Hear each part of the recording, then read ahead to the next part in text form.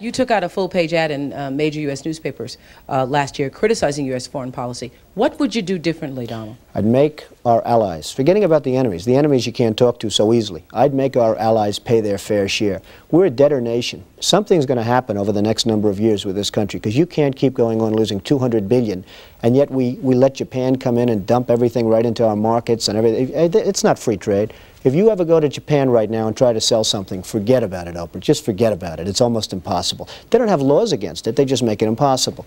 They come over here, they sell their cars, their VCRs, they knock the hell out of our companies. And hey, I have tremendous respect for the Japanese people. I mean, you can respect somebody that's beating the hell out of you, but they are beating the hell out of this country. Kuwait, they live like kings. The poorest person in Kuwait, they live like kings.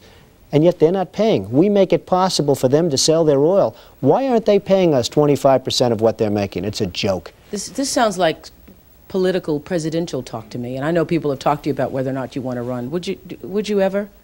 Probably not, but I do get tired of seeing the country ripped off. Why would you not? I just don't think I really have the inclination to do it. I love what I'm doing. I really like it. Also, it doesn't pay as well. No, it doesn't. But, you know, I just probably wouldn't do it, Oprah. I probably wouldn't, but I do get tired of seeing what's happening with this country. And if it got so bad, I would never want to rule it out totally, because I really am tired of seeing what's happening with this country, how we're really making other people live like kings, and we're not.